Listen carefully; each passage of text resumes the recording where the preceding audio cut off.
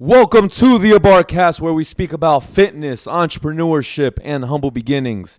This is season 3, episode 11. Real estate with two real estate heavy hitters in the Northeast tri-state area, guys.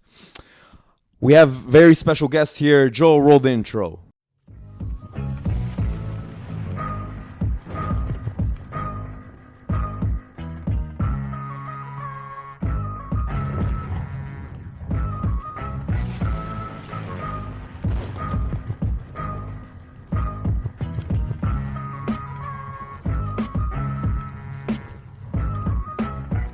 Announcements, guys. I specialize in fat loss and building booties. Guys, they call me the booty doctor. I'm just letting you guys know. So, online coaching, which includes diets and individualized training programs, are available. In-person training, if you're available in the tri-state area, is also up for grabs. Please reach out to me through Instagram and email. It's tagged below on YouTube. Moving on to my guests, I have my guys here, Fabian and Jose, who are in real estate. Guys, I know you, but for the people that don't, for the audience that doesn't, Instagram, YouTube, please introduce yourself and tell us what you do for a living. Why don't we start here and then go clockwise? Sounds good. First and foremost, I'm happy to be live here with the number one booty builder in the world, my guy Brian. So, my name's Jose Rodriguez. I live here in New York. Upstate area, Rockland County. I'm a licensed real estate agent in both New York and New Jersey. Also a real estate investor.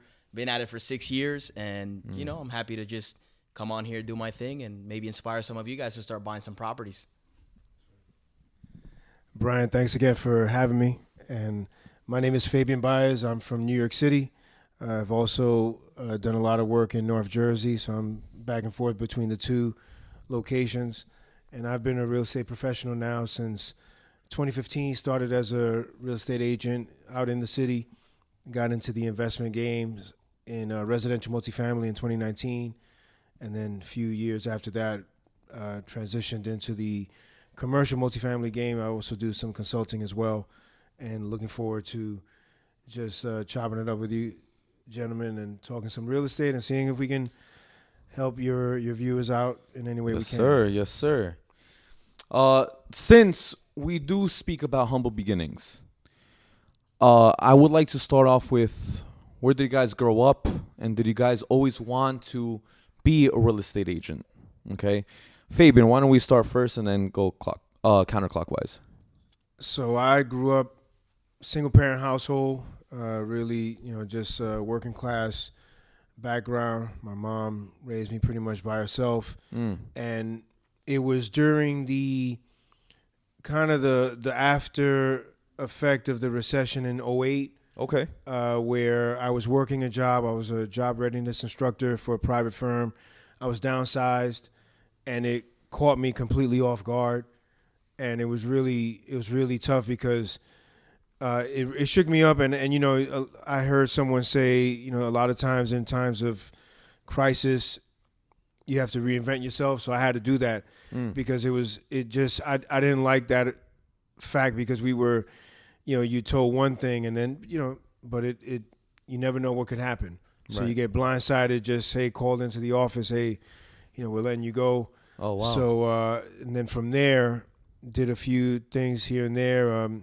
Also have a background in coaching football, so I did some work there with colleges and so forth. But I decided in 2014 to kind of take the bull by the horns and do something where I can be more in control of my future and not rely on a traditional job per se. So I started learning about real estate and then in not knowing and wanting to get into the investing side, but not really knowing exactly how, not being unsure. So I kind of went a lower barrier of entry, which is being an agent and just kind of getting in that way and learning and building relationships and just progress from there. Which is where you are now. I'm not an agent anymore, but the focus is investing, but I started as an agent. Nice. Yeah. Jose, what about you? Where'd you grow up, and did you always want to be a real estate agent? Yeah, so I grew up in the Dominican Republic. I actually was born there, came here when I was 7 over there. I mean, my father was here working to get us over here while we were over there, it was just me, my two brothers, and my mom, right? So we would see him every once a year, right? So didn't really have much. Grew up very, very from a humble beginning, you could say, right? No hot water, fucking cold water all the time. We had to sometimes shower in the fucking backyard off a bucket. Wow. Living in a shack, 1 bedroom, but it was like maybe 400 square feet, if that, right? So it was rough, bro. But happy that my father made it happen and gave his family an opportunity to come to a better place where we can now take advantage of the opportunities that are available here. You know, I'm very grateful for him. And yeah, bro, came here when I was 7. Definitely took the wrong turn in one point of my life as a teenager when I was growing up, just hustling on the street, doing stupid shit. But then eventually I kind of just snapped out of it. My oldest brother was doing real estate, so I briefly knew about that, and he was actually the one that inspired me to get more into the real estate game. So eventually, when I turned 18, I got my real estate license. And then, yeah, man, after that, I just kind of got zeroed into the business. That was it. That was all that I was doing, just gym, real estate, study, network, and just that was my life. Got rid of all my friends and just focused on myself, and you know, things just magically started to happen, right? Overnight success. That's amazing, man. Crazy stories, both of you guys. Now, speaking about real estate, now that we're getting into the juicy stuff, most people talk about flipping houses. Now, my first question is, for the people that don't know what flipping houses are, what's the term flipping houses, and is it profitable to make a living, or is it more of a side gig? Jose, why don't you go first? I mean, when it comes down to flipping houses, yeah, you can make money. However, you have to understand that for you to start, you're going to also need either money or a connection to money, because you know, there's no such thing as, you know, getting in with zero money and stuff like that. You're going to have to do something to get in, right? Now, for me personally, the way that I see it, it's a place where you can start so that then you could make some money and then put that money into rental properties that are the real generational wealth builders when it comes down to real estate. So I would highly recommend people to flip. However, utilize that money to start buying rental properties and you know, building up your portfolio. That's what I would say. I love that. What about you, Fabian? So with real estate, I always say real estate is like a huge highway, and you know, and you have different lanes, and real estate has multiple lanes. Flipping is a lane that, you know, it definitely has. There are many people that have had a lot of success with it. I've never done flips. My focus has been multifamily. I've tried to do flips. You know, Jose and I were looking at a deal, not too long ago, right here in the Garden State, Nice. And it just didn't work out because the numbers didn't work out. But we were trying to make it happen. Because I figured, right, since he has a construction company, we'll get him the contract. You know, maybe he can fix it. His company can fix it. He's also a realtor, list it, and we can both win. You know, playing it, you know, tag teaming it. But you know, flipping is definitely it's more. Some will say it's not necessarily investing because it's more transactional. It's a short term. You're taking something and you could you could flip anything. There are people that buy cars, watches, Exactly. flip them. You know, so you could flip anything. You could also flip a house. You can, you know, buy it at the right price, make it better, make improvements, and sell it for more. You know, there are bigger tax implications but I'm also not an attorney or an accountant, but I recommend anyone that's trying to get in the game, make sure that you get solid real estate attorneys and accountants to help you out in whatever endeavor you're looking to do. But flipping, there are many people that have had tremendous success flipping. Yeah, you know, one of the reasons why I ask, and it's just, I'm being a little selfish because, you know, I've always been an entrepreneur growing up. You know, I started flipping sneakers when I was growing up in high school. Then I was flipping, even in grade school, I was flipping Yu-Gi-Oh cards and Pokemon cards. You know, it's just little things like that. You're getting something extremely valuable and trading it for maybe high quantity or something even more valuable. And it's just, you know, it's a trading game. But, you know, I just kind of want to cover in general the basic general terms like flipping houses, and then in this case, wholesaling.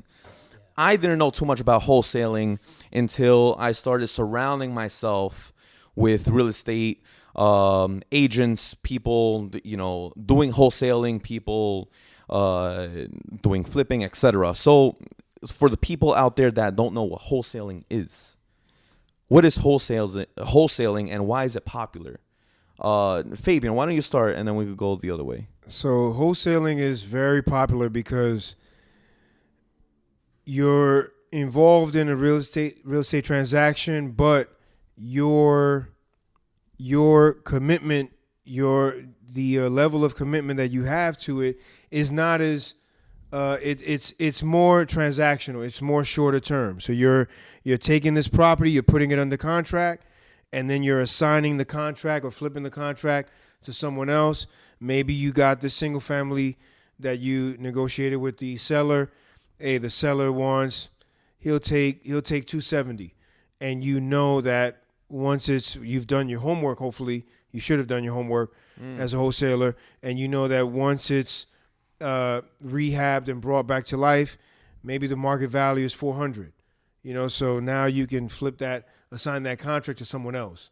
So wholesaling, there are some recent changes, or maybe like over the last couple of years, certain places in the U.S.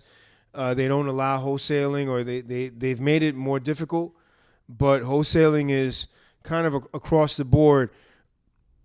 I don't want to say easy because everything takes work, but it's a little simpler to get in because you can put a property under contract.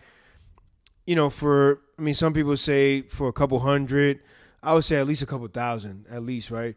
To put it under contract, and then you can assign it to someone. Okay. Yeah, so it's less risk because if I can't find a buyer, I usually have on the contract that you have certain contingencies. You know what I mean? So I got to be able to, obviously contingent on finding a buyer for, within a specified time. You don't want to have they call it the term tying up a property. You want to have a property under contract for 3 months and you haven't done anything with it. You know what I mean? So but it's a lot of people have done really well with wholesaling as well. What about you, Jose? What's wholesaling? Yeah, so essentially what Fabian said was the correct definition of wholesaling, right? You put a property under contract and you basically flip the contract, right? Now, the reason why it's popular is because, again, everybody thinks that they're going to get in with like no money down and it's going to be minimal work and you're just going to go into the office and make $1 million, right? Wholesaling real estate. And it doesn't work like that because, number one, you have to know about real estate. That's the first thing, because how are you going to put a property under contract if you don't understand the value of the property to begin with and why an investor would want to buy that property in the first place? Right.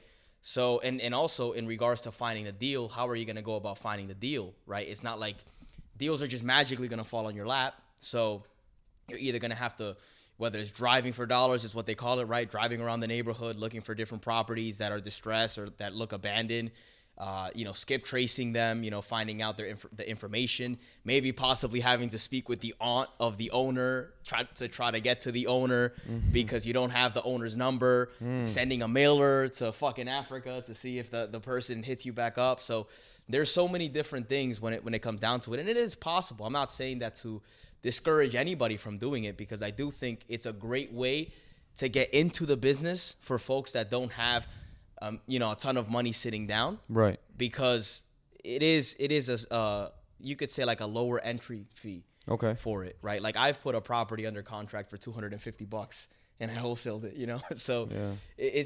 But it all depends, because then the person may have an attorney who may look at that and may be like, oh no, we're not gonna, minimum 5% down, or else, you're not gonna be able to put the property under contract. And there's ways around that, but what I would say is wholesaling is something definitely to look into if you're looking to get into real estate. However, prepare to do the work, prepare to do the research, and prepare to be around the community that you can ask questions, because you're gonna come up with different questions as you start the process of finding that property. But essentially, that's what it is. Putting a property under contract, finding somebody that wants to buy it, and then making the middle spread between what you locked it in for and when the person's, buying it for. So essentially, you're almost like the middleman. Exactly. Okay. So just so that I can understand, I'm not a professional in real estate. It's not my niche. So there's a property, you're helping the homeowner or the owner sell the property. You're finding the buyer, and essentially you're getting a fee for finding a buyer. Yeah, I mean, the thing is that, okay, like, so you're essentially buying the property. So the owner, for the most part, always thinks that you're buying the property. Okay. But once you put it under contract, it's technically going to be your property anyways. So the mentality behind it is like, okay, well, this is technically already my property, and I locked it in, let's say, for $100,000. I know that it only needs, let's say, $20,000 worth of work. So, and then I could resell it for $200,000 and make $80K. Well, you know what? Instead of making $80K, I would rather make $20K, and not have to deal with finding the contractors that, to fix the property, holding it for 3 months, putting it on the market, finding a buyer for it, showing it. I would rather not have to deal with any of that and just assign it to an investor that maybe is more willing to do that, has the time, or is more experienced to do that. Got it. Okay. So, I can negotiate the contract to lock it in at a price where, let's say, for example, I lock it in at $100,000 and say, you know what, Brian, if you give me $120 for this property, I'll go ahead and assign the contract over to you. Got it. And then you say, okay, well, if I buy it at $120, I have a possibility of making $60K. Mm-hmm. And then when the closing happens, you make the middle spread. That's essentially how it works. Okay. All right. Now, there's a lot of people that speak about the crash that's going to happen, okay, in the housing market. What is your position on people saying the house market is going to crash? Is it true?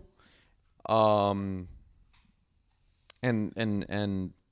there's been a lot of people saying that since I was younger, 10, 20 years ago. So, like, what is this crash that's going to happen? Do you believe it? Do you not believe it?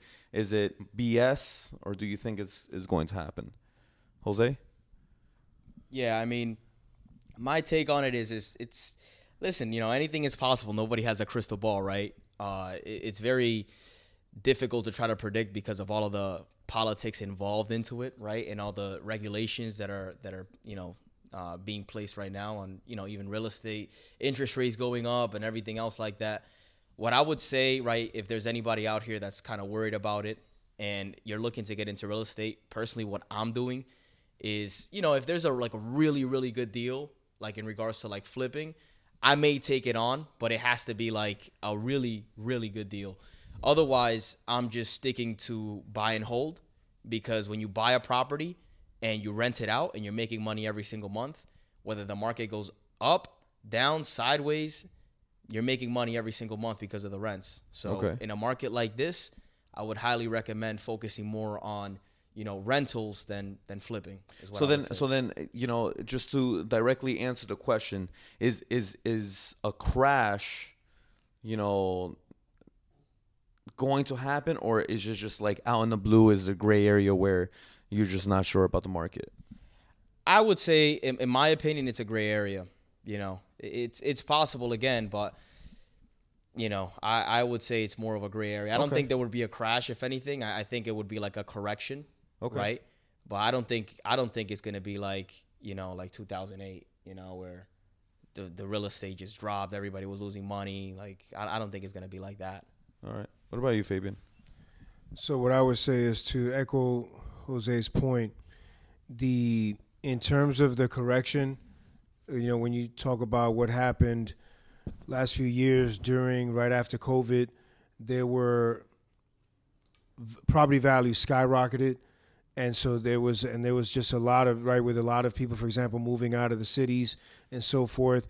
Saw a lot of activity, and then it cooled down a little bit last year, 2022, and now obviously with interest rates, basically with the interest rates going up, means that it's more expensive to borrow money. When it's more expensive to borrow money, it's going to cool activity.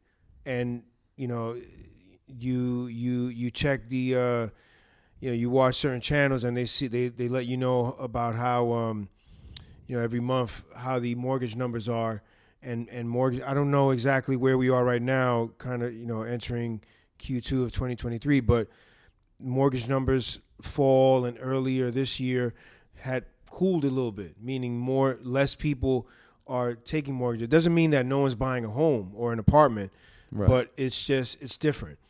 What I will say is real estate is very local. So it's tough to say, yeah, by summer, whatever, there's going to be a crash. Like, it's really local. There's certain areas where it may be more affected than others. There are some areas that they're just trotting along, no issues. And then there are some areas that were already depressed and it's going to get more depressed. And you have a lot of you do have a lot of again, I'm not trying to say that there are no homes being sold, but there are many homes. It's possibly, especially in the upper, kind of like maybe the upper middle class range, that maybe are moving slower because some of those guys are getting pinched. If you're wealthy and you got it, then it doesn't matter because you're already playing on a higher level. If you're working class, you're paying more for food, you're paying more for gas. Everything's going up left and right. And now you had the money, you were trying to buy a nice single family home in a decent place, and now you can't because you were outbid. You had to dip into some of that money that you had saved up because of this, and this. The cost of living has gone up. So it affects everything. Everything affects everything else. So to answer your question, I'm not certain if there'll be a crash, but there's a lot of belt tightening going on. Okay. If you're ultra wealthy, it doesn't even not bother really. you. You're playing on a higher level. Right. You're in a different universe. Right. But for the average person, everyday person, yeah. And that was going to be my next question to capitalize on that, because there's a lot of mentors in real estate that kind of say, don't worry about the crash, but then you kind of wonder in the perspective in the lower class and the middle class whether that's going to affect their position because they're not earning as much as the higher tier men and women out there. Yeah, I would say, like, if you paid attention closely to what Fabian said, if those people can afford a house, well, they're still going to need to live somewhere. So what do you think that they're going to do? They're going to rent, which is why I'm saying, hey, right now the rental space is probably going to be the best thing, because again, if you find a good rental deal where the house is getting paid off and you're getting some money to your pocket, even though there's a dip, you can always go through the storm, and then maybe 2-3 years later the market goes up, you can refinance, whatever. So that's why I would say rentals is where to be at right now. I love that. Before we get to any questions on the live on Instagram and YouTube, I want to ask a general question before we even get into the direct steps and how to get into real estate. What are 3 common mistakes newcomers getting into the real estate field make? 3 mistakes that let's say the newbies or the amateurs make getting into real estate. I would say one would be just being hesitant towards taking opportunities and taking more risk. Like, a lot of people, when they get into real estate, they see opportunities, or they know that they have the potential to seize an opportunity, but then they stop because they get afraid of, like, oh my God, I'm going to own this house and there's going to be all this debt and whatever it is. And it's like, listen, once you have the perspective and you start recognizing that money is just digits, like as soon as you put $1 into a bank account, it just transforms into a digit. Like, it's just numbers. So the way that I look at real estate is I just go by the numbers, and numbers don't lie. So learn as much as possible, right? Get educated, meet other real estate investors. And when you see the opportunity, the one thing that I would say is take advantage of it. The worst that could happen is you could learn something. What about you, Fabian? What I would say is definitely getting around people that have done it, Because if you tell your family, your friends who are not involved in real estate in any way, hey, I'm thinking about getting a property to flip, or what do you think if I buy a rental property? Oh no, don't do that. That's too risky. You know what I mean? What are you gonna do when the toilet gets flooded or people don't want to pay? But that person's never done that. Right. They've never been there. So you got to get around people that are doing it. That's why one thing, and I'll say this now before it slips my mind. In every city, in every town, there are local real estate meetups, right? Local real estate investor associations. You know what I mean? That's everywhere. Free meetups. You go on meetup.com.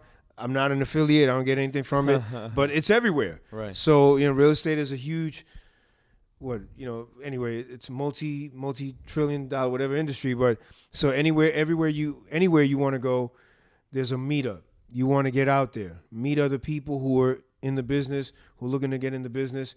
So start getting around people that are doing it, and then start figuring out, we were talking about wholesaling, flipping. Right. For a beginner, I would say start thinking, try not to do too much, but try to think, okay, what resources do I have right now?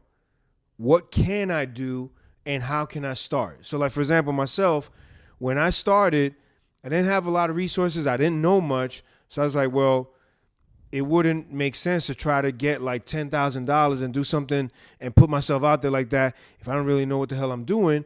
Why not take a couple $100, take the real estate class, the sales class, get my license, take the test, which is like $50, and for $100, get your license, and for a couple $100, when it's all said and done, get in the game. I'm not saying you have to become a salesperson, but that's a low barrier entry way. But get around people who are doing it. Don't be afraid to ask questions, and then start to take action. Start to take action in some way. Mm-hmm. Hey, I'm going to look at a couple houses. Hey, I'm going to drive for dollars. Hey, I'm going to call these 4, 5, 10, 12 brokers and ask them questions about houses, and take action. Do something. Right. Okay. I like that. Michelle, is there any questions on Instagram or YouTube? On neither network? Okay. So real estate questions, guys. I want to ask 2 questions about capital, and then I really, really want to get into detail with the steps in getting into real estate. Maybe like real estate for dummies, let's say. Just I'm a newbie in this, so I really want to be writing notes. Do you need capital to get started, and how much? Yeah, so I would say like, especially in this market. Yeah, I would say like 50,000 into your account would be a good start. Like okay. If you have 50,000 into your account, that could possibly help you with the down payment. And then it depends on what you're looking to get, right? Like if you're looking to flip a house, then 50,000, depending on the bracket of the house again, but let's just say you're buying a house for, maybe 250,000 or 300,000 that needs work, 50,000 with a hard money loan, which again, if we could unpack that more after the example, but yeah, you figure maybe 20% down, and then after that 20% down just to get the project started, because usually the hard money lenders, they cover the renovation cost, but you need some money to get the project started. So not to make it too complicated, yes, you need some money, but there's many ways that you could come up with that money, right? Either, you and your brother want to partner up. Either somebody that, wants to put some money to work and says, hey, you tell them, hey, I'll be happy to pay you 7%, 8%, 10% interest, 12% interest just to borrow your money for a couple months. And then, that could be an incentive for you to have access to money if you know somebody. There's many ways that you can, even getting a personal loan just to pay, the down payment. So yeah, you do need money, but I believe that if you educate yourself on the matter, then that in and of itself is worth something, because you could do something with that education that could potentially help you with that. Okay. Fabian, do you need capital to get started, and how much? Yeah, so definitely capital is needed, and it really depends on the type of asset that you're looking to purchase. For example, first property that I put under contract, it was under 200,000, And then I think when we closed, when it was all said and done, it might have been like, I want to say in the 50,000 range. When you talk about the different fees, right? Inspections, the title, obviously you got to bring a deposit. We had it with a hard money lender. All these things, and it was in Jersey. In Jersey, you have to do the tank sweep. So all these things, right, that could be anywhere from a couple $100 to over $1,000, whatever. So when it's all said and done, we had brought to the table, I would say like in that 50,000 range, and that's not including now having money on the side ready to go for the rehab. Remember the rehab was 60,000. That was what we had on the scope of work. The scope of work is like the plan, the rehab plan that you have as you're going through the process before you buy it. Right. You share that. The lender's going to want to see that. They're going to want to see what are you planning to do, and they send an inspector to check it out. So, yeah, you want to have, and then the thing is with real estate, man, real estate is a money game because there are going to be things that are going to come up that you got to take care of. Yeah. Because even though, you put a property under contract, you have an inspector, the inspector says, hey, listen, to rehab this house, it's going to be about 50,000. But then they start doing the plumbing. Oh, man, Brian, man, call me. I got some bad news.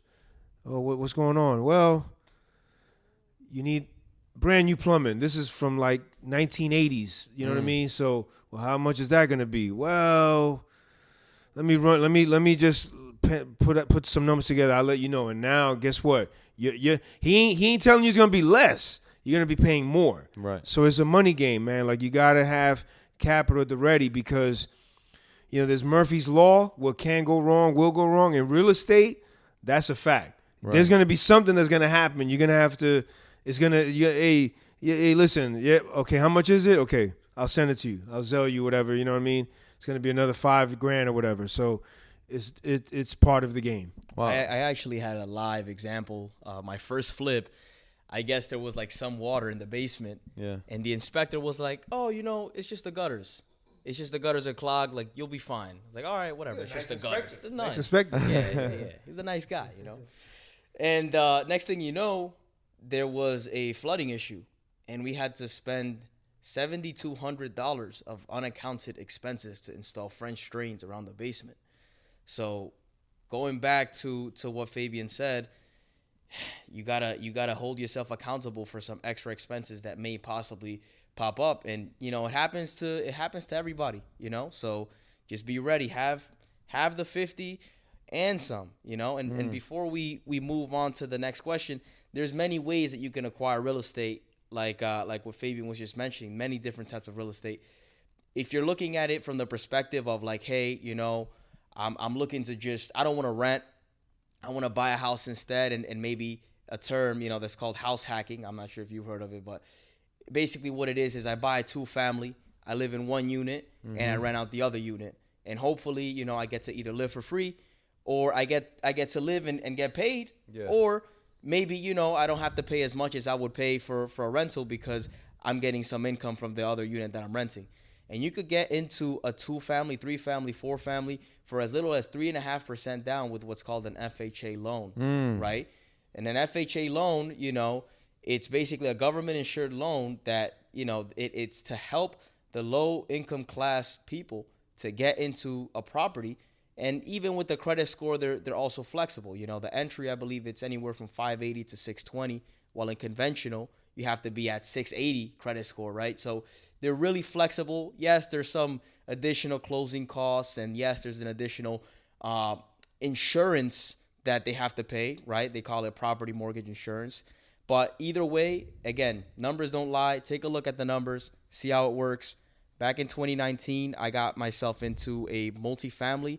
It was a 2-unit, and we got into it for as low as $22,000, and we made our money back in a year because it was a good deal. So, wow, that's amazing. That's actually the next question on live for you guys. So let's talk about that. So the next question was what?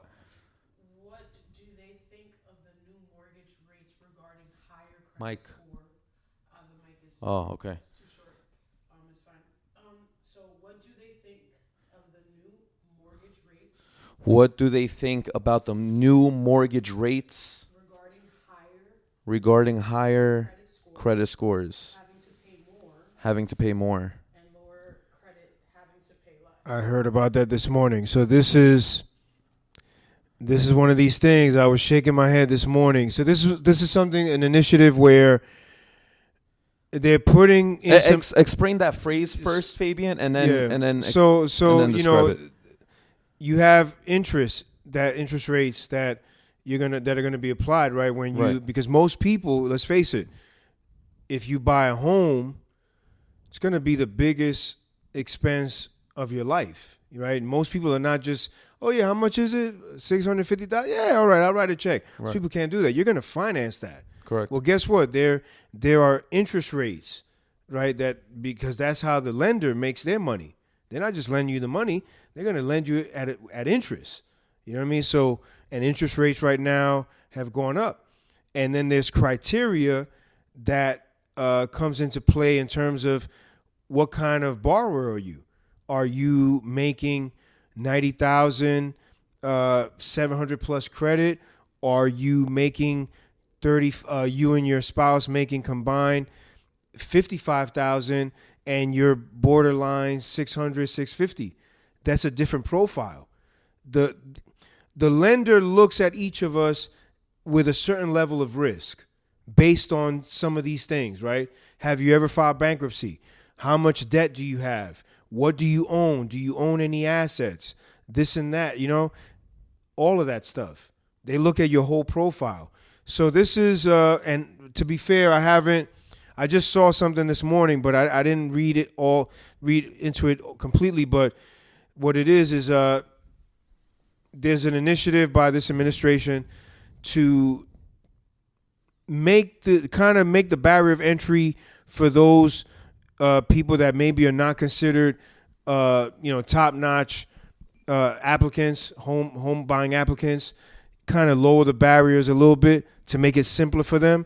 But then what happens is that everything is, as we were saying off camera, everything's about money at the end of the day.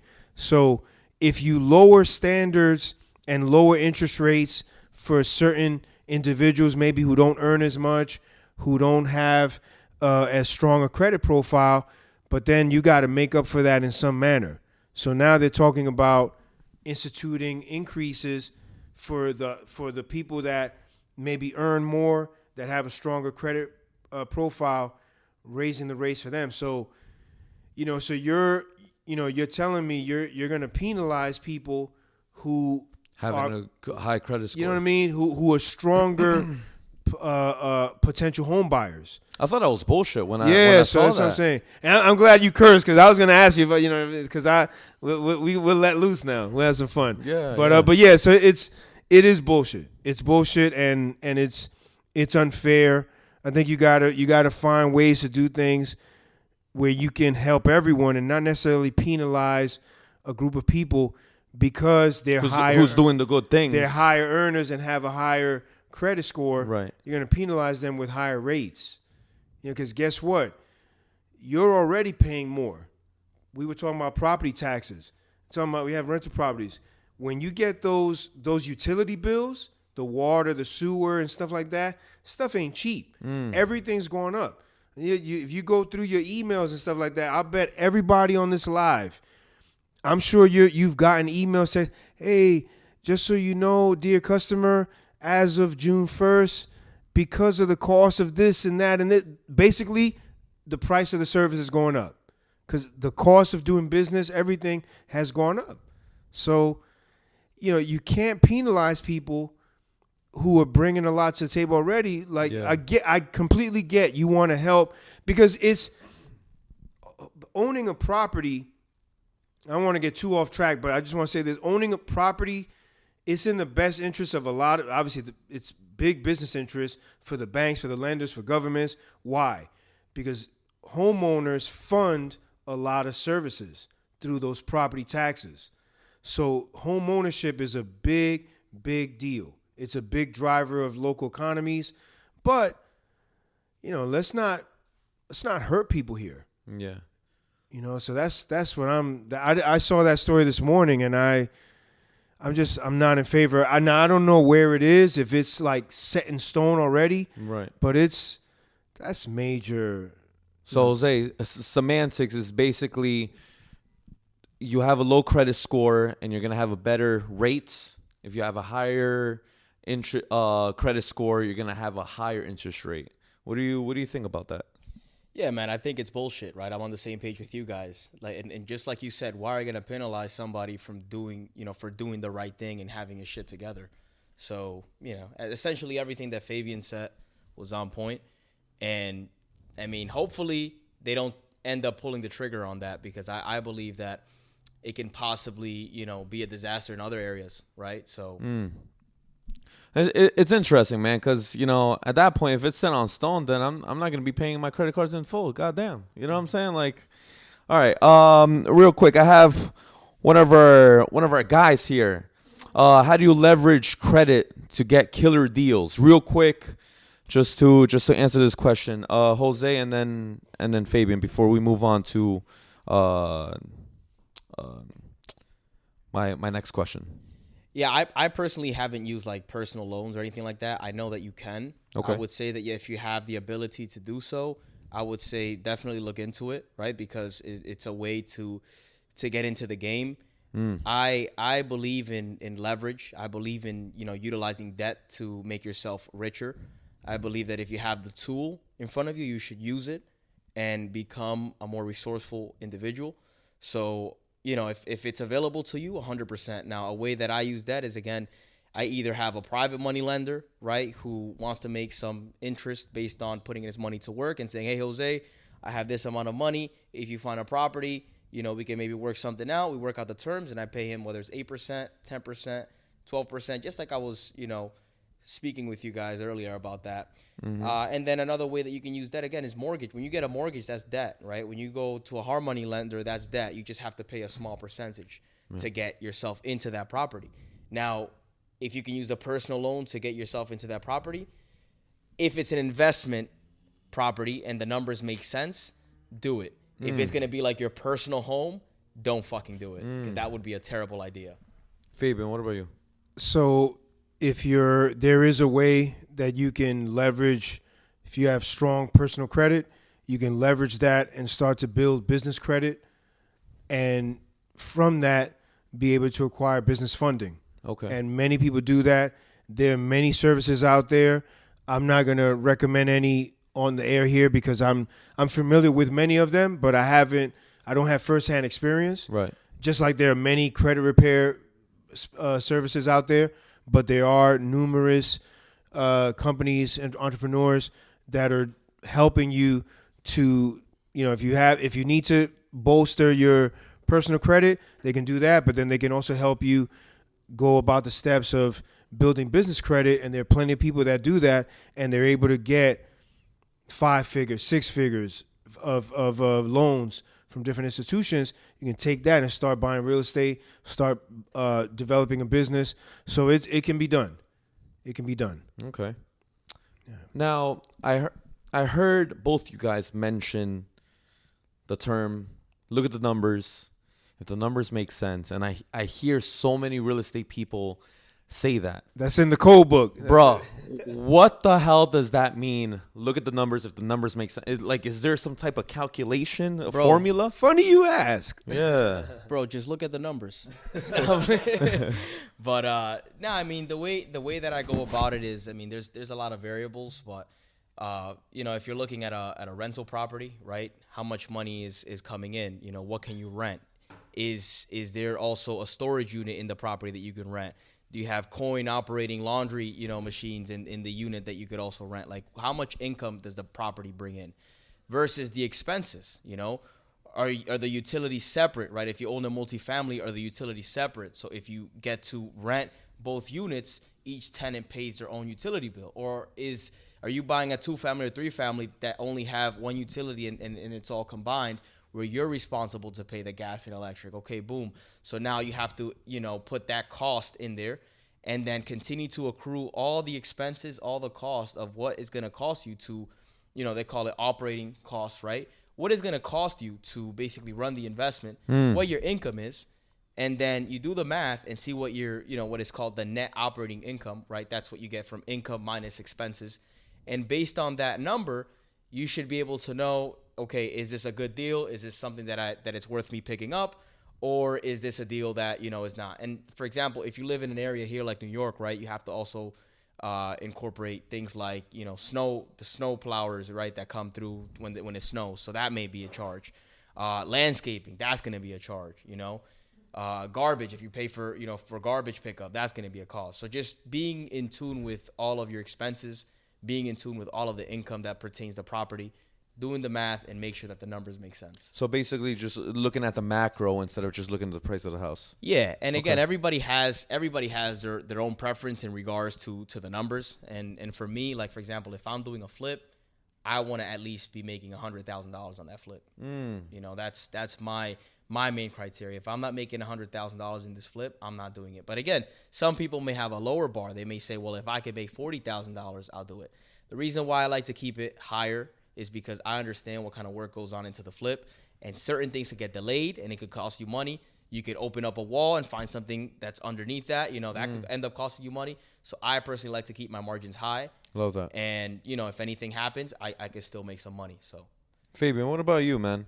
So Jose gave more of a breakdown that really is more specific to commercial property. Okay. Right. Which it could be applied to resident, but really commercial property. And what's commercial and residential multifamily or real estate? Usually residential is anything that's 4 units and smaller. Right. 5+ units is considered commercial. One easy thing for beginners is, let's say you're looking at a house, and super easy math. If you've seen this example before, just bear with us, but just trying to keep it super simple here. The house is it's worth, if let's say it's in poor condition, it needs rehab.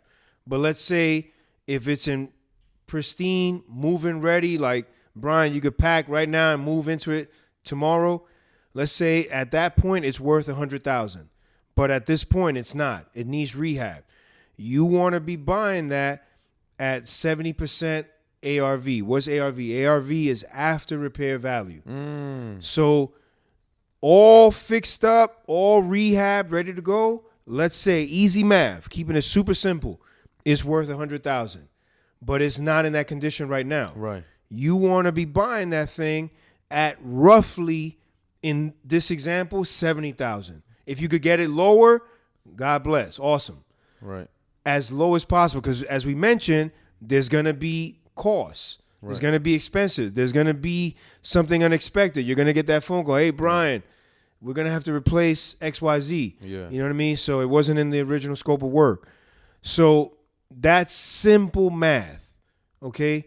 You want, and a lot of people will say you really should be all in at 70% of ARV. That means that in that example, if the house is worth $100,000, means you don't just want to buy it at 70. If you could buy it at $70K, all right. Especially you're in a competitive market, it's tough. Like here in North Jersey, Right. you got a lot of sharp people. Yeah. New York also, right? A lot of people come over the bridge and they buy out here. But if you could be all in, meaning rehab, closing costs, which is a percentage. Some would say, I don't know, Jose, what, 3-5%? Closing costs, maybe like 3-5%. I do 3%. 3% of purchase price. It's going to vary. But if you could be all in at 70%, closing costs, rehab, like you got that all factored in, it means you got a really good deal. It's priced right. The numbers work. Now, because what happens is that now you know, okay, shit, like if I do everything and we execute this plan, we're going to make money. Like you're not hoping, you're not wondering, because this is business. At the end of the day, the numbers are there. The numbers are Jose there. said, numbers don't lie. For example, Jose and I were looking at a multifamily deal. It was a single family deal. House needed work. That was for certain. In a decent part of Newark. Because that's the other thing. If you're going to invest, you got to know, even before even before you go see the property and start asking a lot of questions, you got to understand the area. So the first thing I did was, I'm not from Newark, but I know people in Newark. I contacted them. I shared the address. Hey, let me know. What do you think about this? Yeah, that's a pretty decent area. Cool. I called Jose. Jose is not only a realtor, he's an investor. He has a construction company. So we went and took a look at it. The issue, though, was that the price was a little bit too high, but we still went because I still wanted to see if I could work down the price. Yeah. Because once we started doing the numbers, Right. I remember Jose telling me about comps. Comps are where we have this house, and now we got to compare, hey, how do we know that house, going back to my earlier example, how do we know that house, when it's fixed up, is worth $100,000?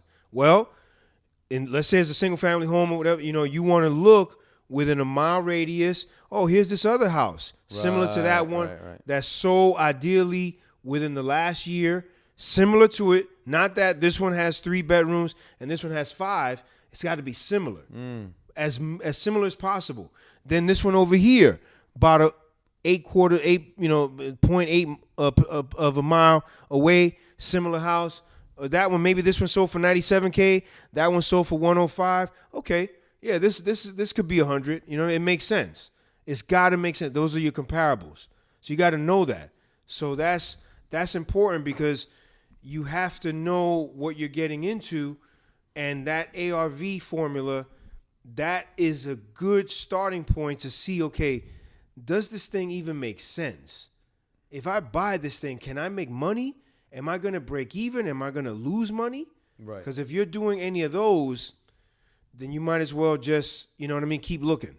There's been situations, and I've asked multiple people, and I want to get your take, especially Fabian, especially since you made that example. It completely made sense, but I've heard of specific scenarios where you would, like you said, rehab the property, make it more valuable, but because of its environment and the price of that environment is lower than that property that you ended up raising or rehabbing, in your terms, is not going to really make a difference when you try to sell it. Is that true?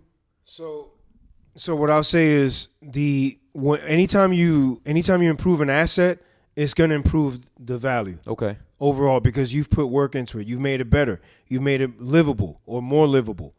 And that's going to reflect and this is why you want to have a great realtor broker on your team to do the research and make sure from the very beginning and see what's happening in that market, in that sub-market. Because even I mentioned Newark, Newark has different parts. Yeah. That area of Newark that we went to see that property at, it was a decent area. We know that not every area in a market is safe. Right. So you want to know that. Okay. But even if it's a tough area, if you improve an asset, it's gonna be evaluated that way. But and the bank will still look at it as they will. They will. Okay. The issue that may be, and I've had this issue, and maybe Jose can speak to this, is that sometimes at the beginning, when I first started and I was looking at Patterson, I had some lenders tell me, "Oh no, I'm sorry, Fabian, we don't invest in Patterson," because they didn't see it yet.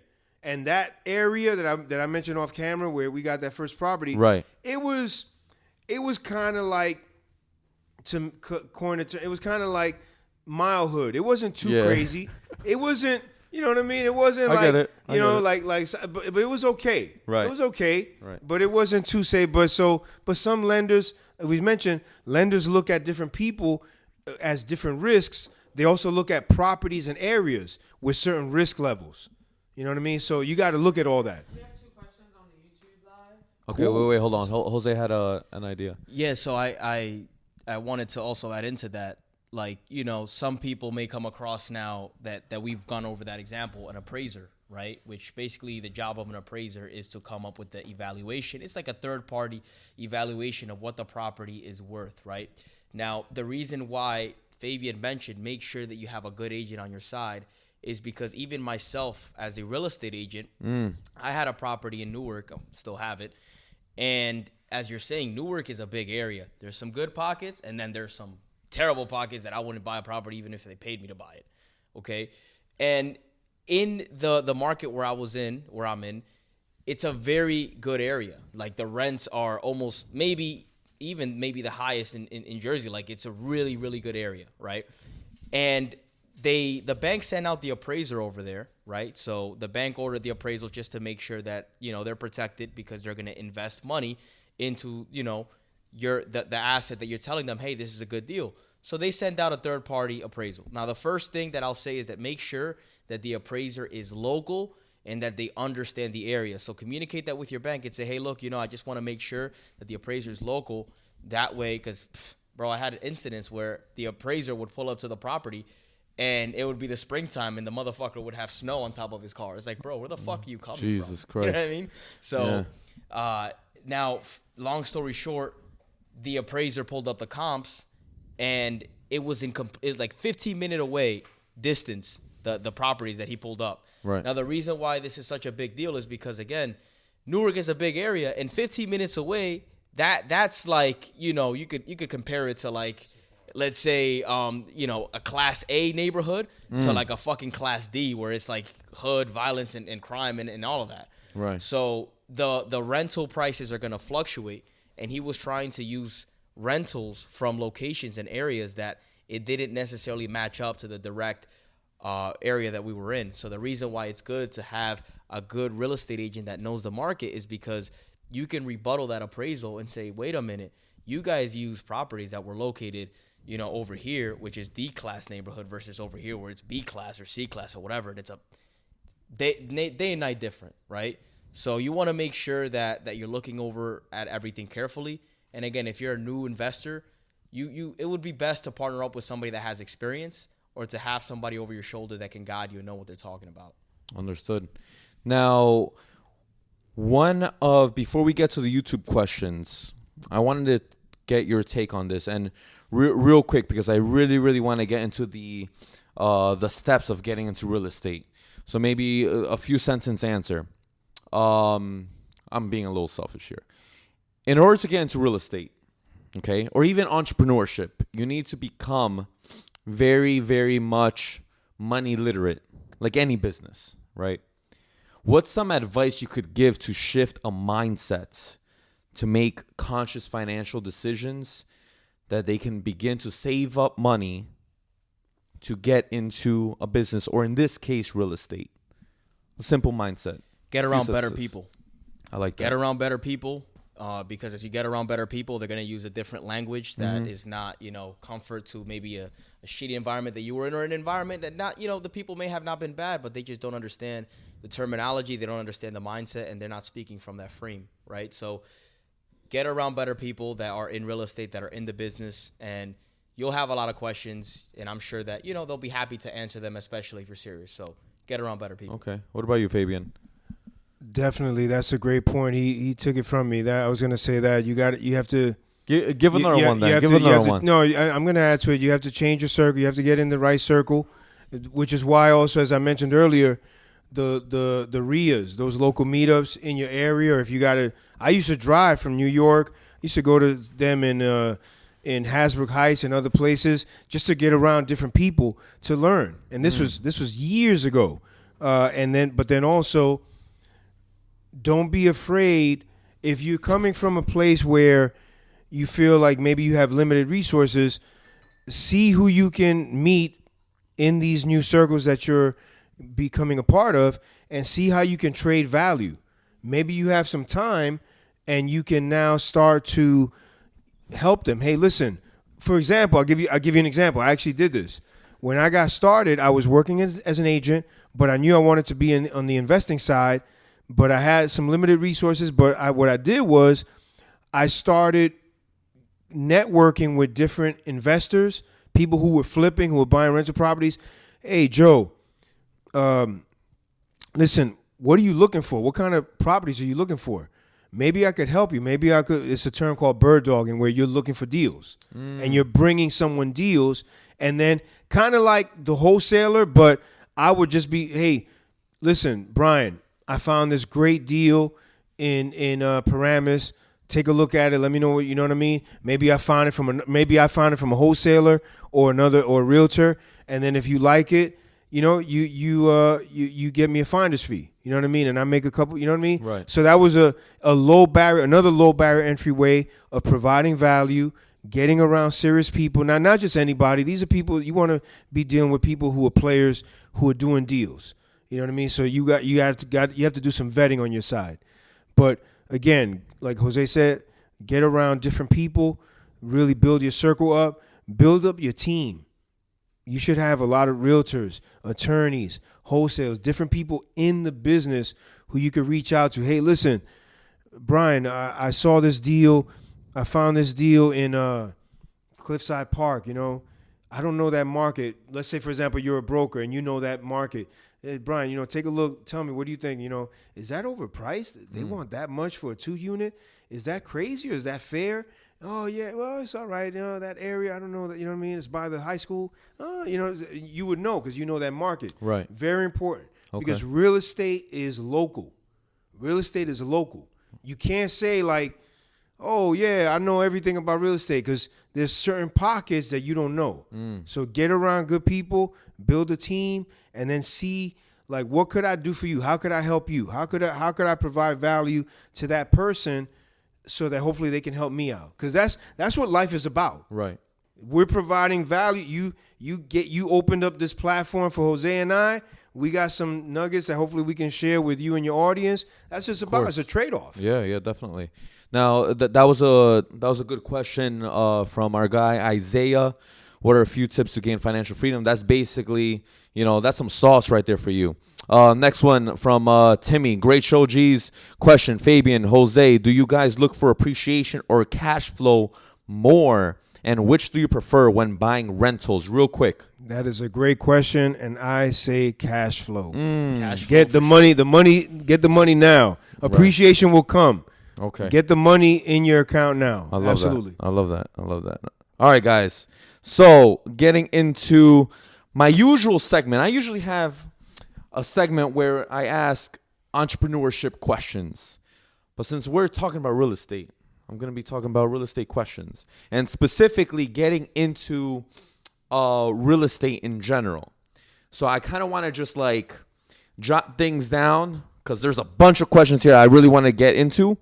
So a few sentences, guys. I really want to stress that.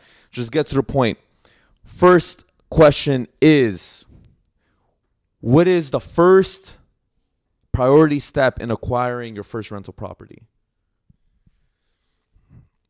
You have to see, first and foremost, where you are. What can you do? What can you buy? Can you buy a single family, a 2-unit, or maybe you have a lot of bank, you could maybe go in and buy a 20-unit. What can you do? And what resources, who do you have around you that can help you pull that off? I love that. Jose? Start networking. Go to more RIAs like we were just talking about. I think that's huge. You got As a first step to get a rental property? to get a rental property. I mean, yeah, because you have to meet more people that are doing it. Like Okay. if it's just you by yourself and you don't have anybody, like it's gonna be more tougher. So get around people that are doing it. Okay. How can a person's credit impact their ability to invest in real estate and overall their ability to purchase assets? Let's go Jose and then go clockwise. Yeah, I mean, it could be a little bit more difficult because your interest rate might be a little bit higher, but it could still get done if you have the right deal, and that comes down to how resourceful you can be with finding that deal. I would recommend if you're not, maybe your credit score isn't the best, then another way that you could do it is co-signing, right? So if you have somebody that does have a good credit score, you can, partner up with that person, have them co-sign on the loan, and, then you could have access to potentially getting a loan on that deal. Okay. Yeah, the credit is important because credit is going to affect how much you're paying for anything. So the better your score, but also in terms of buying real estate, not only the credit will play a part, but also your past experience. Right. So if you can partner with someone more experienced and you guys have clearly defined roles, or gals have clearly defined roles, and you work together. Hey, listen, I'm new. My score is 700, but I'm new to this game. But I got my partner over here who's maybe their score is the same or even less, but they have experience. They got a couple deals under their belt. So now you guys as a team, On paper, you look good. You're more attractive to a lender. Oh, Remember, lenders look at us as certain risk levels. Right. You know what I mean? Okay. Next question. Should people go for single family first or multifamily? I would recommend multifamily Okay. because you can leverage that in terms of if you want to live in it Right. and then rent out the units. Okay. And then if you do, for example, as Jose did, FHA, Right. you could after a year you can move out. Right. Now the unit that you left unoccupied, you get another renter in there, and you get that crank, and you still own it. You can move someplace else. A lot of people will say, start with the 4-3-2-1. You get a 4-unit, then a 3-unit, then a 2-unit. Okay. Then from all that money, I've Okay. heard, right? Then now you get all that money, then you can get your single family. But Right. now you have in that example, you know what I mean? You got 9 units that are making you money. So that's one way of doing it. Jose, what about you? I think it all depends on the opportunity that is present to you. Like my experience really quick, I had 2 properties under contract, were both multifamily, and both fell out of contract, and I ended up doing a flip, which was a single family. So it all really depends on what's available to you. And that's why I say, really meet more people that are doing the real estate, because you just never know what opportunity may come your way. I love that. All right. Are commercial properties or residential properties better? So we're going residential versus commercial. And like Fabian said, and Fabian, you ended up getting this Snapple fact out of me. I wanted to flex on everybody and saying that I knew about the difference between the commercial and the residential. Difference, if anyone missed it, the difference is anything 5 and over is considered commercial. That was my little flex, guys. But what was the difference? What was the which one's better? So, better is relative, right? I mean, if you're talking about scaling and making more money, commercial. Because commercial, you can go 5 units, 6 units, you can go 20, 50, 100, right? That's what a lot of these guys are, the game that they're playing, because now you have scale. Right. Now it's not just a 3-unit, now it's 30 or 300. You know what I mean? So now you have, that's building wealth. Okay. So in terms of, for me, I believe in commercial multifamily, but gradually, growing into it. You know what I mean? Yeah, absolutely. When you're playing Monopoly, the first thing that you buy is the property. After you buy the property, you put some houses on it, right? You start with your first house, then you scale up to your 4th house, and then the last thing that you're able to put on that property, the hotels, which is commercial. So at the end of the day, commercial is more scalable, right? But you can start with, the residential space to be able to scale yourself up to the commercial space. That's fucking clip that shit. That's crazy. That's gold. All right, transitioning into loans. So the most common route for the typical American is the FHA loan, like Jose said. Can you explain what the FHA loan is and how does someone qualify for it? Jose, why don't you start first? Yeah, so basically an FHA loan, typically again low income, household, it's a government backed loan, government insured loan, right? And basically it's easier to get in, right? Because your credit score doesn't have to be, let's say, 680 as opposed to 580, right? So it's literally a big difference. Now some banks, again, it may vary. Some banks may have, it's a little bit harder to get into the FHA with them. However, there are many banks that could do it with a 580 credit score. The income to debt ratio is different as well. So basically what it comes down to is the income to debt ratio is how much money are you bringing in and what are your expenses. They have a specific formula where it will give you a percentage, right? The higher the percentage, basically, the easier it is for you to get in. So I believe a conventional loan, it's 36% debt to income ratio. And then an FHA loan, it's as high as 50% debt to income ratio, which means that your expenses could be a little bit higher and you could be bringing in a little bit of less income to be able to qualify for that loan. So it's an easier loan to obtain. Yes, they do have some more points to close on it and some additional fees. But again, if you're looking to get started, I think it's a great product that you can exercise for sure. Fabian? So I won't say, since he said it very eloquently regarding the FHA loan, but I will say, if you're a veteran, don't make sure you take advantage of the VA loan. That's a huge, That's huge a hack product. for them, right? It's huge because, I mean, you're essentially, I'm not a veteran. I don't have personal experience with it, but I know people who've used it. You're getting a property for really nothing. Like, you have the VA loan at your disposal, and you can use it for a single family. You can also use it for residential multifamily, not commercial, but you can get a rental property, a 4-unit, a 3-unit, a 2-unit using a VA loan. Real quick, Fabian, for the vets out there that are not, they're not familiar with the VA loan. Can you explain the VA loan real quick? So the VA loan is a product, and I don't know the information off the top of my head, but Okay. you can check with the Veterans Administration. There's going to be you can also go to your local bank, and find out how you can take advantage of it, because I think most likely you have to get involved. Get your, if you have Navy credit, Navy, what is it? Navy Fed credit. Navy Fed, you have a bank account around military, military service. Look into that, because that's from what I understand, it's very similar to FHA. You're not going to have to put down a huge down payment. Yeah, I hear it's like better, almost better than the FHA. Because from the what FHA is crazy. From what I understand, it really is. They're because again, you've that veteran has served this country. Yeah, it's a great way. It's a great product as a gesture of gratitude, right?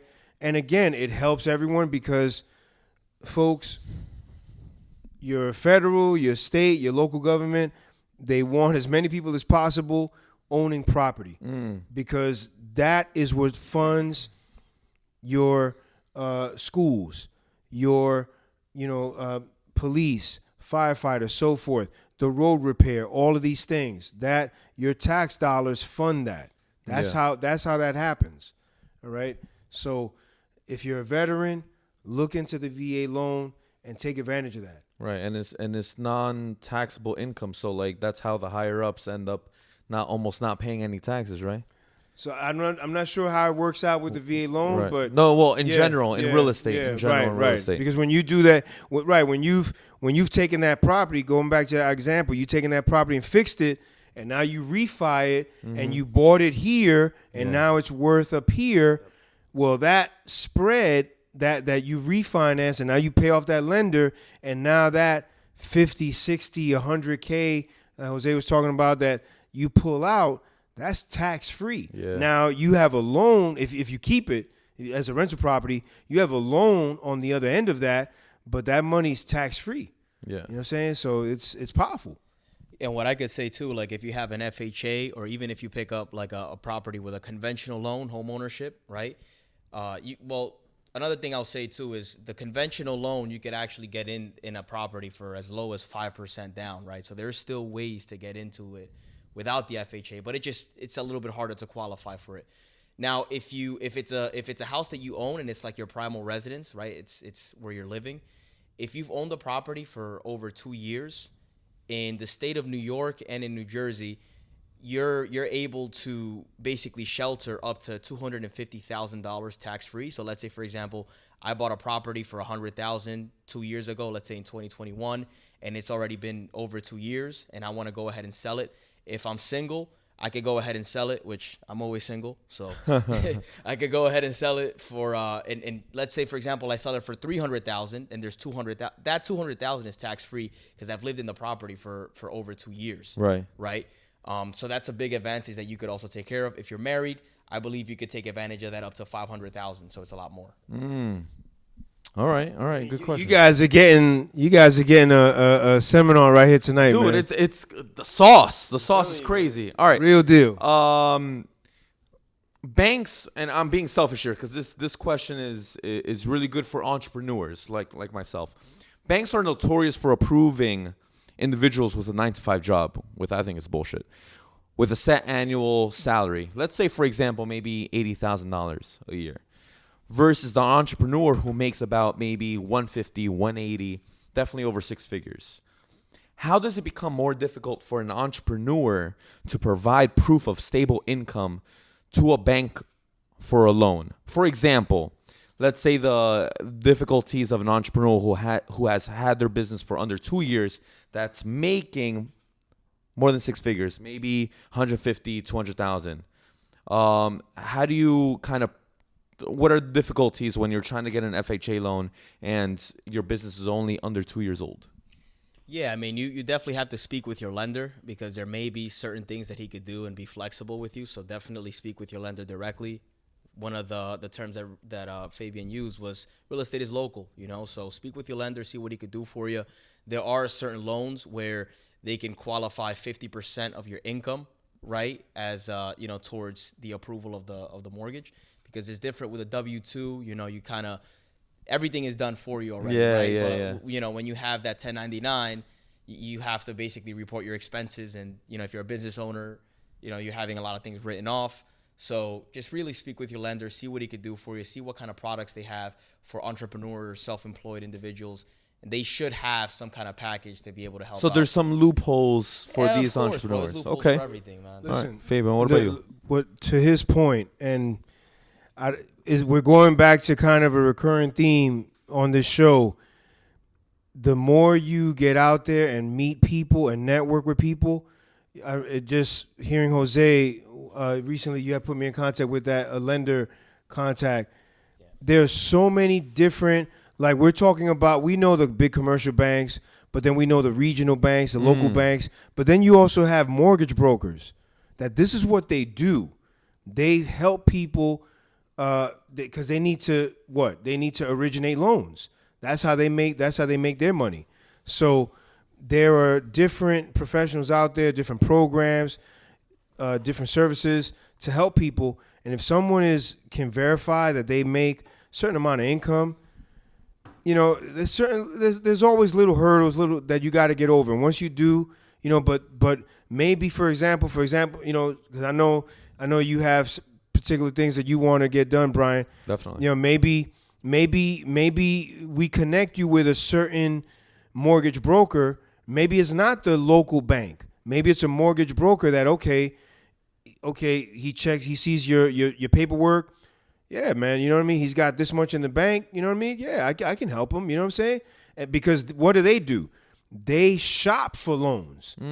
So it's maybe not just like we're here in North Jersey. Maybe it's not just the local institutions here within a few miles of us, you know what I mean? And not even like the big banks, you know what I mean? The big name banks.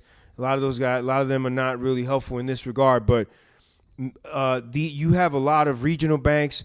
Not even in the area. You have a lot of private lenders. There are people with networks that that mortgage broker can tap into that, hey, listen, here's this guy on paper. Let's say, for example, Solid. He makes this much. He's been in his business for, let's say, a little over a year, this and this. Yeah, maybe because of that, because you don't have the amount of time, they might hit you for a little more interest, or they might hit you for a few more points to make it worth their while, right? Because it's their business. They're trying to make money. They're trying to make money, man. So, but then once you get rocking and rolling, once you get over that hurdle, and now you're established, now you get better rates, man. Now you refi out, whatever, you know what I mean? That's why the first property is always the hardest, and then from there, everything. Your Your first client was the hardest. You know what I'm saying, right? It's just that first deal, getting that first thing done, getting that first project underway. That's how it is. I love that, man. Yep. I love that. For any trainers out there who are making maybe $200,000 that have less than a 2-year-old, business, that's gold for you guys right there. Okay, so the buying process, okay.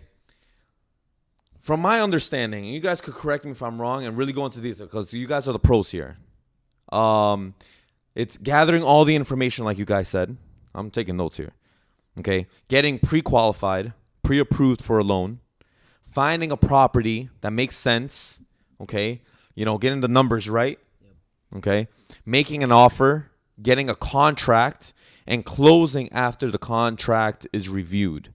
Is that basically it, or did I miss any steps? So Is the there contract semantics? during the process, the contract's going to be reviewed. You're going to have contingencies, your title, financing, appraisal, inspection too. Not necessarily in that order, but those four. You gotta be, because you gotta know what you're buying. You gotta know, hey, you gotta inspect it. You gotta make sure, hey, the seller says it's worth, $350. Well, we're not taking his word for it. We gotta get an appraisal. Right. That it's worth that. Right. Right. Also, if you're not buying it cash, you got to make sure that you can, going back to the previous segment, can you get financing? That's important. If you can't get financing, you have to have a contingency, which is kind of like you're out. Hey, listen, this contract is subject to financing contingency. If I can't secure financing in 30 or 45 days, I can back out and I get my deposit back. You got to have that. Some people do it in certain markets. They do real estate without an attorney. Up here in New York, North Jersey, don't play that. Get a real estate attorney. Make sure that they review the contract. Your realtor broker should be CC'd. They should be in the loop. I can't tell you, that's really, really, really important, so you don't get burned and you don't lose your money. And then through that process, you do the inspection, you do the appraisal. Let's say you have to get rehab done. Right. You get a scope of work done. Let's say if you're going to use a hard money lender, you do that, because I'm kind of talking about it through the investment side. And through all that process, and then you close on it. And at the closing, that's where you bring in, okay, how much do I need to wire in for the deposit, all that stuff, closing costs. You wire that into the attorney. They put in the escrow account, and then you close. And then when that chapter's finished, then the real work starts, because then you got to now roll up your sleeves and get to work on rehabbing the property. Wow. You know what I mean? So it's a process. Jose, basically gathering all the information, getting pre-qualified, pre-approved for the loan, finding a property, making an offer, getting a contract, and closing after that contract. And then on top of that, what Fabian just said. Jose, did we miss any points? Is there anything that you really want to emphasize, a major step that maybe I missed, or you really want to kind of go into detail and semantics with? Yeah, no, I mean, it was pretty straightforward. Everything that Fabian covered was on point. Everything on there simplified it for sure. And then just, make sure that you have the proper contingencies. And it all varies depending on market, right? Because let's say during COVID, when everything was, down, the markets was up, right? There was certain people, because there was so much demand, basically, where people were removing inspection contingencies from their contract. People were removing appraisal contingency for their contract. And people were removing even mortgage contingency sometimes from their contract just to be considered for their offer. But right now, since we're leaning more towards a buyer's market, all of that shit is cooling down. Everybody's putting inspection contingencies again, appraisal contingencies, and they're being more careful. If you're a new buyer and you don't know what you're looking at, number one, definitely have an agent help you out. And number two, make sure that you have the proper contingencies and the proper terms incorporated into your contract, so that if anything happens, hey, you notice something fishy during the inspection, maybe the roof is falling apart and you didn't notice. Or like my second, one of the properties that I was under contract with, funny story, everything was fine. We were buying it from the bank. And then we go over there on a rainy Saturday with the inspector, and we go in the basement and we're like, wait a minute, where the fuck are all the copper pipes? Somebody stole all the copper pipes from the house. What? And that was an additional, $15,000, $20,000 worth of plumbing? Jesus Christ. So now the banks didn't want to negotiate because it was an REO property, which means it's bank owned. And we ended up backing out. But again, we got our deposit back because we had an inspection contingency. So make sure you speak with your agent. He should be able to lead you as to what to put on the contract, what to put on the offer, to be able to, capitalize well on the investment. And that's a perfect segue to my next question, meaning, would you recommend getting or using a real estate agent? So, he basically said yes. So what about you, Fabian? Yeah, you should. Everyone should develop a real estate team. What does that mean? I would say your team should consist of a couple realtors / brokers in the area that you wanna look at. How do you find these people? Reach out to people that you respect, that you work with. You know, maybe you know someone who's an investor. Maybe you know someone who just bought a property. Reach out to them, you know, and ask questions. Get out to the local RIA, the local real estate meetups, as we've been saying over and over. You know, a reliable realtor, a contractor, lenders, someone that lends on real estate deals, a real estate attorney, and eventually also especially if you're going to do investing, a real estate accountant. Meaning, when I say real estate, I'm talking about people, lawyer and an accountant that have worked with real estate investors that know that game. That's really important. What advice can you give our audience on the process of vetting a real estate agent? Because I'm sure there's some really good ones like you guys, and then there's some really, really shitty ones. Right. So I'll say, speaking on the investing side, please, I want to know that person or that lady has worked with investors, because realtors are all different. Some realtors, some agents, because they're not all realtors. They're not considered realtors in every city, but in every state. But some real estate agents and brokers, they're just interested. Hey, listen, I listed this property. This is what it is.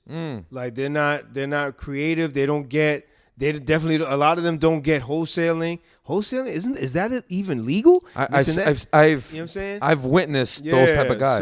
So different real agents are very different. Wow. So you want to be dealing with agents or brokers who are, there's a term, investor friendly agents. What does that mean? That means that they work with investors. Right. Many of them are investors, such as Jose. He just wears that hat. It gives him access to that avenue. Right. Being a realtor in both New York and Jersey, that he can play on both sides of Hudson, right, and has access to more information. So that's really important. You want, I as an investor, I want guys and gals that have worked with investors. If I'm looking to buy my dream home or my dream apartment, I want that superstar agent that's done that. Right. That helped you get this apartment, you know what I'm saying? Yeah. Or helped Jose buy, you know, for example, he buys a huge palatial house, you know what I'm saying? Hey, let's say if he wasn't who'd you use? You know what I'm saying? Somebody that knows that game. Right. Yeah. Jose, what advice can you give our audience on the process of vetting a real estate agent? Yeah, make sure that they're disciplined. Make sure that they're sharp. Make sure that they keep their word. If they don't return your calls, that's a red flag. Make sure that they return your calls. They should be getting back to you, within 24 hours at least, if they're not doing anything crazy. And then also make sure, like, I like what you said about also the attorneys and the accountants. Like, even when I'm on the investor side, right, I always like to use attorneys that work mainly with investors as well, because there are a lot of attorneys that just basically deal with, like, regular homeowners that want to just buy a house, live in there for 30 years and just retire, whatever. But I want to work with attorneys that are savvy in real estate, right? They understand what wholesaling is. They understand, how to flip a contract and do all these different things. They understand what to put in the agreements, what to look for. I want to work with, investor-friendly attorneys and investor-friendly agents as well. So, but make sure that if you're looking for a good agent, that they're disciplined, that they're sharp, and that they know what they're doing. I love that. All right. So, properties in real estate. What is the difference between finding a property on market versus off market? Real quick, anyone? On market is more likely to be inflated because there's more competition. Off market is more likely to be, less available or more scarce, right? So it's a possibility that you could get it for a better offer, right? On the market, it's more saturated. Off market, not everybody knows about it. So I would say too, our first deal that we bought, it was an off market deal, and once you see these properties, understand, especially when you're in a competitive environment, don't take too long to make a decision. It was a broker who was an investor-friendly broker, and so he took me to take a look at it. It was a bank-owned property, and I quickly did some calculations, did my numbers, and it made sense. And the next day or two, hey, listen, we want it. Because when he told me that it was off market, and I had been looking for a while, and the last thing I wanted, first I wanted to make sure there was a good deal to move forward on it, and two, I wanted to put it under contract so he wouldn't show it to anyone else, so I could get it. And when we ended up closing on it, so when off market is always preferred because the less eyes on the property, the better. The better. What are the ideal locations to buy property? Because I'm aware that even like major companies, like even Starbucks, they end up investing thousands or even millions of dollars into researching areas that are prominent areas before even opening up a storefront. So that kind of ties into what you said, Fabian, about like being a little perspicacious about getting a mile radius, information on the properties around the location that you're trying to look into. There are numerous sites. I know one of them is, I think it's the St. Louis Fed, but there are numerous sites that you can do, and you want to research. You want to research places, and real estate is such a hot topic that there are numerous places you can go for this information. Which markets are growing? Which markets have population growth? And, certain cities, maybe even if you don't get in that particular city, but maybe you get a suburb of it, and it's an area near it that where it's a growing market. You want to be in growing markets. You want to be where there are people moving to it. You want to be where there are jobs that are opening there. For example, there's a distribution center opening, a big retailer that opened 2 years ago. You want to be where there are jobs and where there are people. If you see it going the other way, where jobs have left, population growth has gone down, that's a big indicator. And again, I'm speaking about it from the perspective of if you're looking to buy rental property, because if you have rental property, you want to attract people. You got to look at other. You know what I'm saying? So you want to attract people. Yeah. If people are leaving that city and that town, that's a key indicator. Okay. So that's really important. All right, Jose. Yeah, I would say drive around the neighborhood or have somebody, boots on the ground that can tell you about the area. Real estate agent is probably going to be your best bet. But if, you don't have a real estate agent, maybe you have a friend or connection there, or just go to the property yourself or the area yourself and drive around it. See what it's like, see if it's the ghetto where everybody's out and you got to be careful, or if it's, a growing, and what do they call it? Gentrified, right? Gentrification, right? Where the properties in the neighborhood now are changing. They're developing more, right? More shopping centers, more malls, more. You just got to take a look at that. Now, schools, that's a very big factor, because the first thing that I do when I'm running comps on the property that I'm going to buy to flip is I check for the schools. I want to make sure that it's a solid school system, because, most likely people that are moving, let's say, for example, from the city to upstate New York, FAMS, they're looking for good schools, right? So make sure that you have information on that. And also public transportation, if there's public transportation, whether it's a train, right? Over here they got NJ Transit. That's something good to look for, because a lot of people come from the bigger cities and they go to the suburbs, and that could be majority of the population as well, and that could be why the area is so good, because everybody that lives in the city is so expensive to live in the city that they live in this area in the suburbs, and to that point, one of the reasons why I realized when I started and began in Patterson, as you know, right, being a Patterson native, Patterson is not that far from the city, and there's a lot of transportation. Yeah, definitely. There's a lot of transportation. So, and ironically, the two tenants that we had moved from the city to Patterson. Yeah. So a lot of New Yorkers moved to North Jersey. Definitely. You have the New Jersey Transit. You have the Wawa. That's it. So you have the jitneys that still run up and down. So that's really, really key. That's a great point. Yeah. Now, when you end up finding a property, it's very, very important to make sure that you have some type of strategy when you are touring. What would be some advice, or maybe like a general outline, to give to our audience about touring a property and to keep an eye out for? Investment property, right? When you're touring a property. Yeah, so when you go walk the property, go during the day. Go if you can.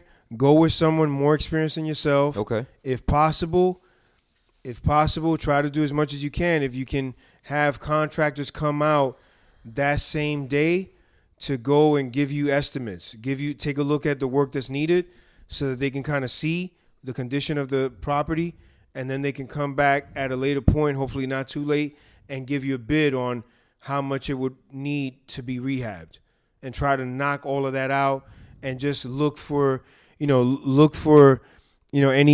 from the basement, working from the basement up, in the basement, right? Any signs of water, any damp smell. How do the mechanicals look? The mechanicals are the boiler, the water heaters. Are they fairly new? They'll usually have a sticker to show the date, right? How do they look? Are they in working order? The oil tanks too, right? In Jersey, if you have an oil tank, that's a great point.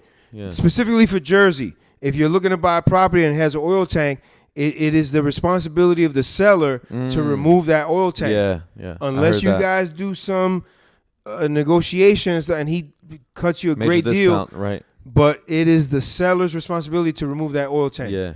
And there better not be. I don't want to get off on a tangent, but they have to do a test. They have to do a tank sweep. If they find stuff leakage in the ground, man, that's a problem. Be careful with that. But you want to find any signs of water. The electrical panel, is it updated? Is it recent, or is it from like fucking 1975? And then that's going to be more work. It's going to be more money. Signs of leaks in the walls, in the ceilings, all of that stuff, right? Mm-hmm. Go to the top floor. What's the condition of it? You know what I'm saying? Some investors, some realtors, they may have drones. They can go up there and take a look at the roof. Right. If you can't get a roofer up there to take a look, get a good look, but try to get contractors to come out and give you bids as soon as possible, so you have an idea what you're working with. Right. What about you, Jose? Anything that maybe Fabian didn't mention, or I didn't mention? Yeah, you could also go on a rainy day, see if there's any water coming into the basement. Right. Dude, both you guys already complained about the basements like 27 times. Dude, so I mean, like, the basement's really important. It's really important. Like the basement's a bitch, man. Hey, foundation is always the most important, right? You're right. So, make sure that the house isn't sinking. That was actually one of the problems that I had with a property that I was under contract with. That's which crazy. We didn't close on it because the house was literally sinking. Jesus they didn't have Christ. footings. What? You were by water, or where is it? No, it was in an old town. It was called Highland Falls, upstate New York. But those houses were like really old, and when they build those houses, a lot of the times they didn't build it with footings. Wow. So a lot of those houses are actually fucking sinking. But just make sure also go on a rainy day. That's another thing, right? If you go on a rainy day and you find out that the roof is leaking, now you also know, okay, well, I'm gonna have to replace the roof. So and also see the property in the daytime. Also come out at the nighttime to see how see how the neighborhood is, and then I mean, as long as you have a good crew as well, that should be able to help. So if you're an investor and you maybe are not so experienced in the construction side of it, right, go with 3 different contractors. You could segment them 30 minutes apart, and then just go preview the property with 3 different contractors, get multiple bids, see what each of them are saying. When you get the bids, tell them to be itemized so that you understand what each expense is going to be and what everything is coming from. That's a great point. Yeah. And then you have an idea. Now you start to accumulate the experience little by little, get into your first property, second property, and then you know what the hell you're doing. Some sauce, guys. All right. Jesus, my iPad's about to die. All right. So real quick, when you're putting in an offer, how can you stick out to the seller as an applicant? When you're putting in an offer? Yeah. Well, if you're speaking directly with the owner, the first thing that I would say that has helped me is when the owner likes me as a person, that actually helps. Yeah. So if I'm there, I'm sharp, I'm on time, right? And I'm speaking with him. I also bring comps when I'm making offers as well. So I like to educate, the seller as well as to what's going on in the market so that he understands. And then obviously as an investor, we got to make money. So he has to be able to consider the offer. Now, the reason why I say being likable, again, it's not mandatory, but is definitely going to help you, because if the seller meets you, right, and he takes a liking to you, right, whether you're good in sales or whatever, or whichever way you end up doing it, right, he's more likely to be a little bit more flexible with you because he's met you, right? A lot of sellers that are selling, for cash, they, tend to just want to work with people that they know, or tend to work with people that they like. So if they end up liking you, then they're probably not going to want to show the property to another person and go through that, unless like your offer is really bad. But they're going to trust you, right? And especially if you're educating them along the way and you're being transparent with them, you're most likely going to get your offer accepted. Now, if you're going through an agent, ask the agent, hey, why are they selling the property? Find out about it. Something that has also worked for me is sending a handwritten letter.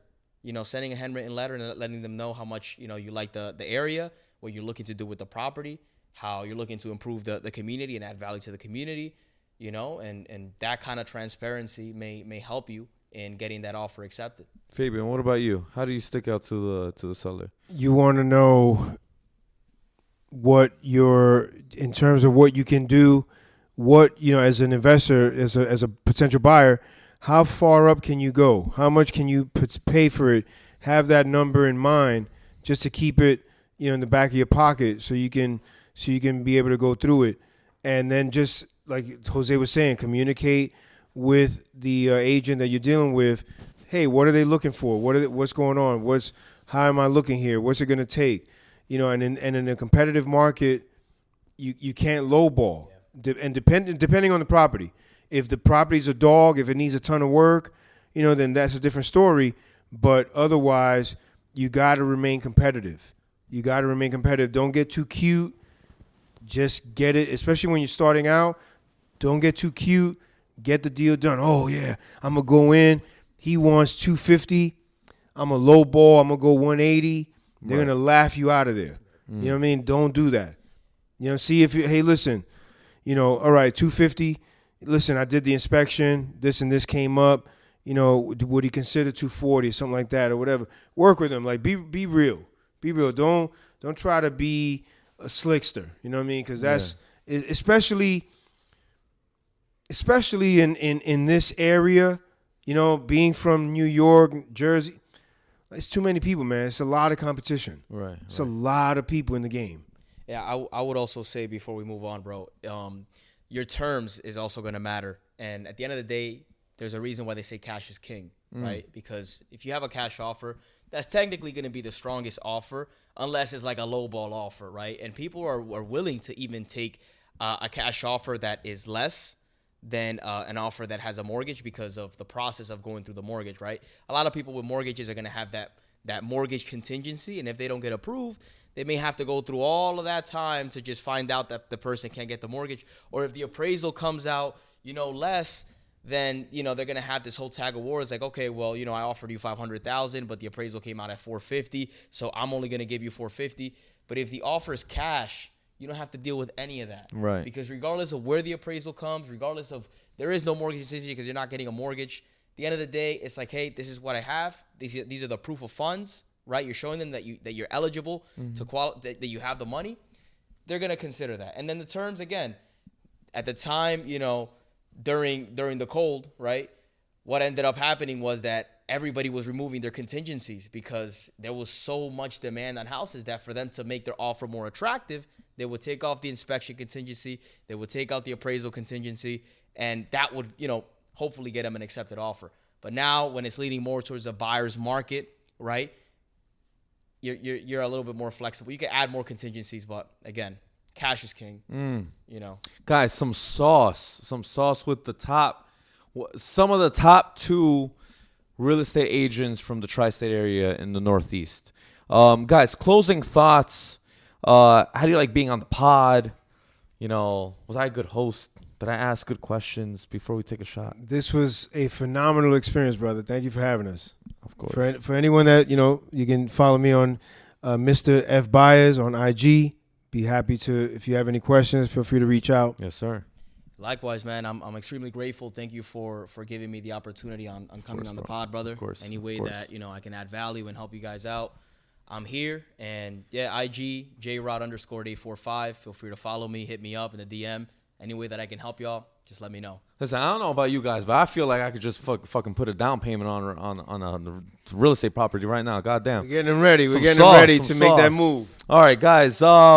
Tradition here is to take a shot to our successes, our future here. Salute. I hope to guys see you guys soon, right? Oh, that's a wrap, guys. Hope you guys learned some sauce. Have a good night.